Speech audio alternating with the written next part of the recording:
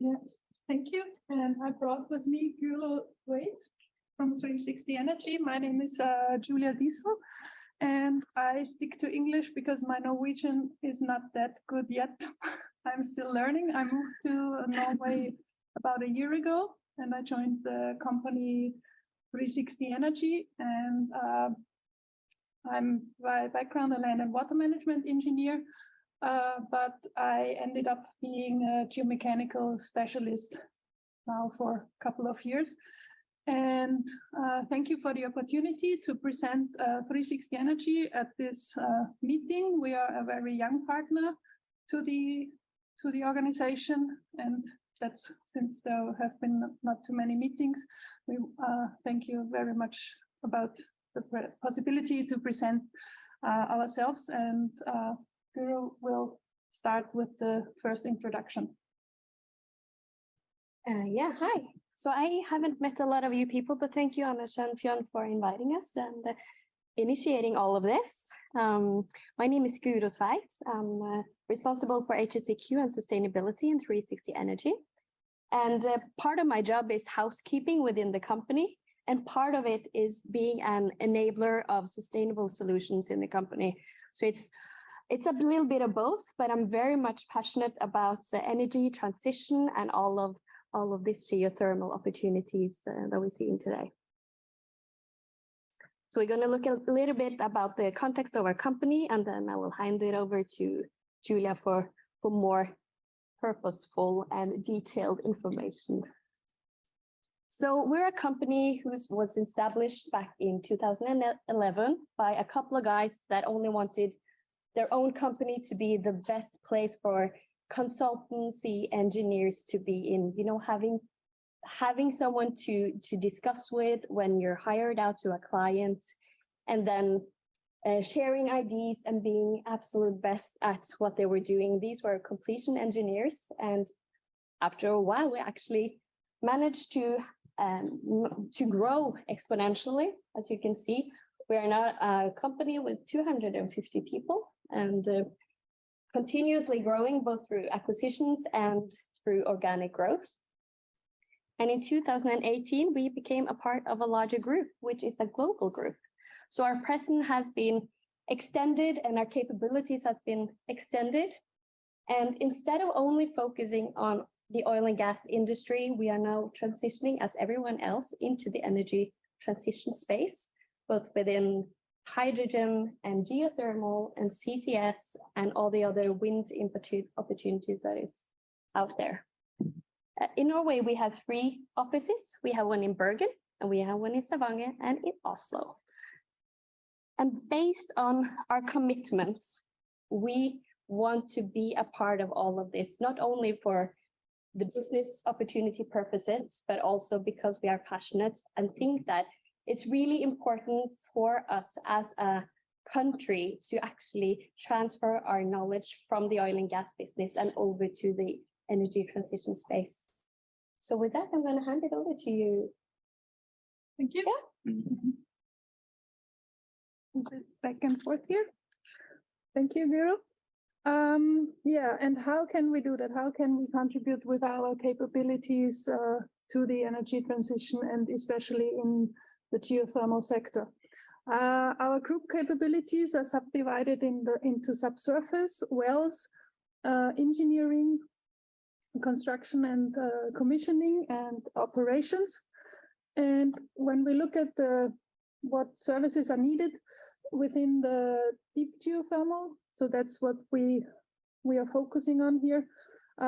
We cover this in the subsurface with the characterization of the reservoir, finding the resources, and also making sure that the operation can go smoothly. And that's more my backyard with the numerical modeling of the subsurface and the advantages we face when changing temperatures and pressures in the subsurface. Then we are developing the wells. What is the perfect planning, the best completion design that we can use in these areas that we are tackling. Then we have some experience in engineering, procurement, construction, and commissioning. And in the end, it's the operational cycle where we have a lot of competencies from the oil and gas industry. We have not so many experience in direct projects that the 360 Energy Group has been working on, but we have many people that worked previously in the geothermal sector. And from the various states, also on the surface and in the subsurface.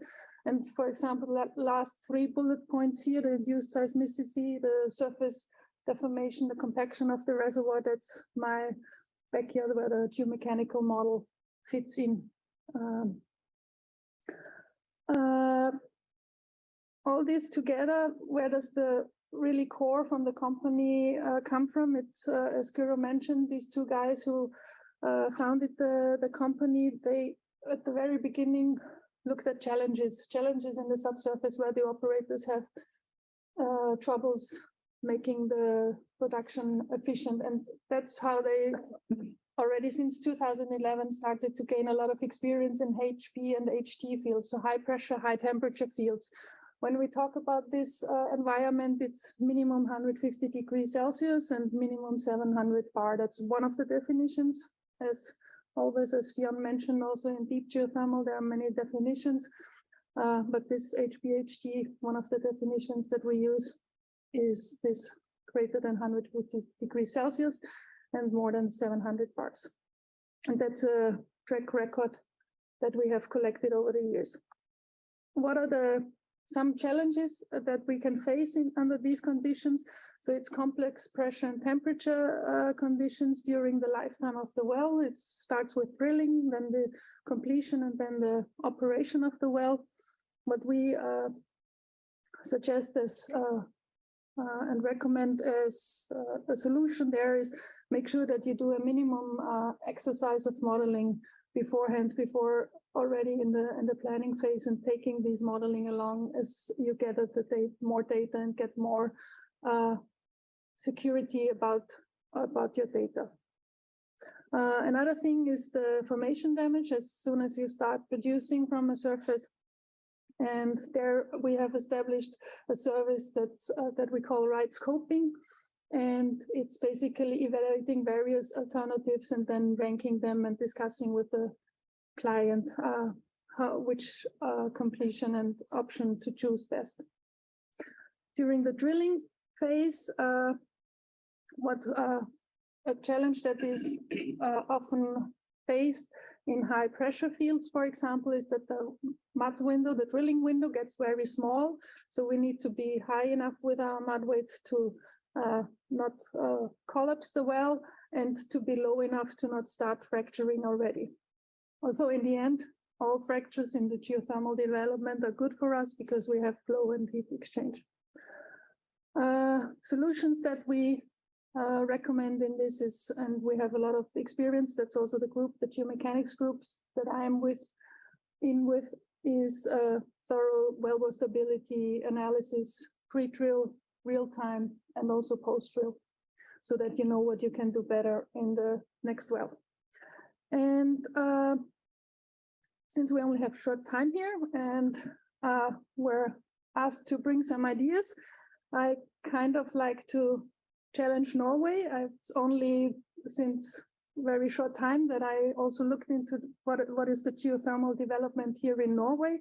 I'm also part of the board of the Austrian Geothermal Association. That's where I'm usually coming from. And so I know a bit how it is to be in this challenging geothermal association world. And one idea that when looking at the pages, development of geothermal in Norway, is that I see district heating is